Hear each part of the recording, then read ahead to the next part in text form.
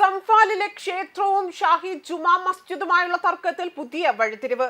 പുരാതന ക്ഷേത്രവും അതിന്റെ കിണറും നിലകൊണ്ട സ്ഥലം കൈവശപ്പെടുത്തിയ 100 മുസ്ലിം കുടുംബങ്ങളുടെ പട്ടയവും ഭൂമി രേഖയും വ്യാജമെന്ന് കണ്ടെത്തി. സംഫാലിലെ ചന്ദൌസി പട്ടണത്തിലെ ചരിത്ര പ്രസിദ്ധമായ ക്ഷേത്ര കിണറിന് സമീപത്തെ 114 പ്ലോട്ടുകളുടെ വിൽപ്പനയും കൈമാറ്റവും തട്ടിപ്പ് നടത്തിയാണ് ചെയ്തതെന്നും തെളിഞ്ഞു.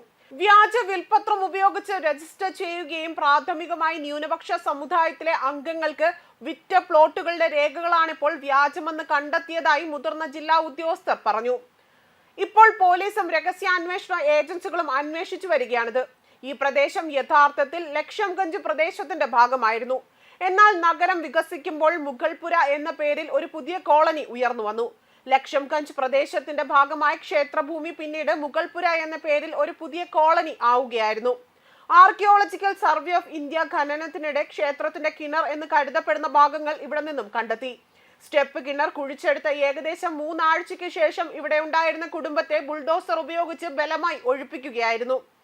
സംഭാൽ DM രാജേന്ദർ പെൻസിയയുടെയും SP കൃഷ്ണകുമാർ ബിഷ്ണോയുടെയും നേതൃത്വത്തിൽ നടത്തിയ സർവേയിൽ ASI സംരക്ഷിത ചന്ദ്രേശ്വർ മഹാദേവ് ക്ഷേത്രത്തിന്റെ ഭൂമിയിലെ കയ്യേറ്റങ്ങൾ കണ്ടെത്തി. ക്ഷേത്രത്തിന് ആദ്യം 80 ബിഗുകൾ ഉണ്ടായിരുന്നു. എന്നാൽ 19 ബിഗുകൾ മാത്രമേ അതിന്റെ നിയന്ത്രണത്തിൽ അവശേഷിക്കുന്നുള്ളൂ. 50-ലധികം ബിഗുകൾ ക്ഷേത്രഭൂമിയിൽ നിന്നും തരം മാറ്റി തട്ടിയെടുത്തു. കാലികളുടെ മേച്ചിൽ ഭൂമി എന്ന് തരംതിരിക്കുന്ന 50-ലധികം ബിഗുകൾ അനുചിതമായി പാട്ടത്തിന് നൽകിയതായും കണ്ടെത്തി. പരിസരത്തെ ASI സൈൻ ബോർഡിനും കേടുപാടുകൾ സംഭവിച്ചു. 3 ദിവസത്തിനുള്ളിൽ ഒരു ഗസറ്റഡ് ഓഫീസർ ഭൂമിയുടെ രേഖകൾ പരിശോധിക്കും. അതിനുശേഷം മുഴുവൻ കയ്യേറ്റക്കാർക്കും കയ്യേറാൻ വ്യാജരേഖകൾ ഉണ്ടാക്കിയവർക്കും എതിരെ FIRകൾ രജിസ്റ്റർ ചെയ്യുമെന്നും ജില്ലാ ഭരണകൂടം വ്യക്തമാക്കി. 1952-ലെ ചരിത്ര രേഖകൾ ജമീന്ദാരി നിർത്തലാക്കിയതിനു ശേഷമുള്ള ഈ കേസുകൾ പരിഹരിക്കുന്നതിനായുള്ള മാനദണ്ഡമാണ്.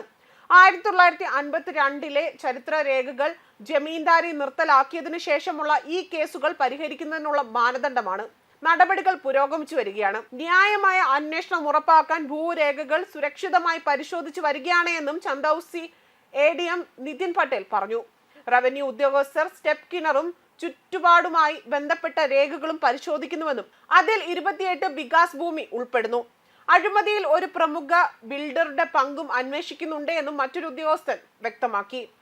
ഡിസംബർ 21-ന് ലക്ഷംഗഞ്ച് പ്രദേശത്ത് നടന്ന ഖനനത്തിലായിരുന്നു കിണറിന്റെ പടിക്കെട്ടുകൾ കണ്ടെത്തിയത്.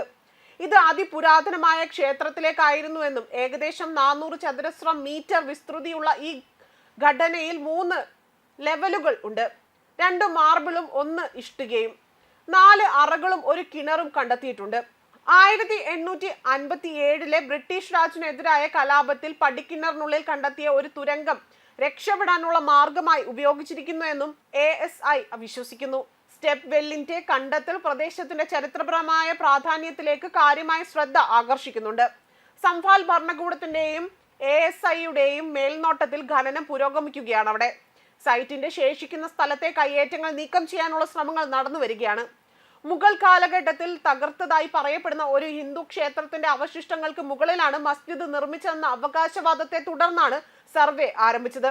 മഹാവിഷ്ണുവിന്റെ 10ാമത്തെ അവതാരമായ കൽക്കിയുടെ ജന്മസ്ഥലമായി നിരവധി പുരാണങ്ങളും മറ്റു ഗ്രന്ഥങ്ങളും നഗരങ്ങളെ കണക്കാക്കുന്നതിനാൽ ഹിന്ദുക്കൾ സംഫാലിനെ പവിത്രമായി കണക്കാക്കുന്നു. 16-ാം നൂറ്റാണ്ടിന്റെ തുടക്കത്തിൽ മുഗൾ ഭരണാധികാരി ബാബർ തകർത്തുവെന്ന് ആരോപിക്കപ്പെടുന്ന ശ്രീ ഹരി ക്ഷേത്രത്തിന്റെ അവശിഷ്ടങ്ങൾക്ക് മുകളിലാണ് സംഫാലിൽ മുസ്ലിം പള്ളി സ്ഥാപിച്ചതെന്നും കേസിൽ പറയുന്നു. സംഫാലിൽ സ്ഥിതി ചെയ്യുന്ന ഷാഹി ജുമാ മസ്ജിദ് തകർത്തതിന്റെ കേന്ദ്രമാണ്.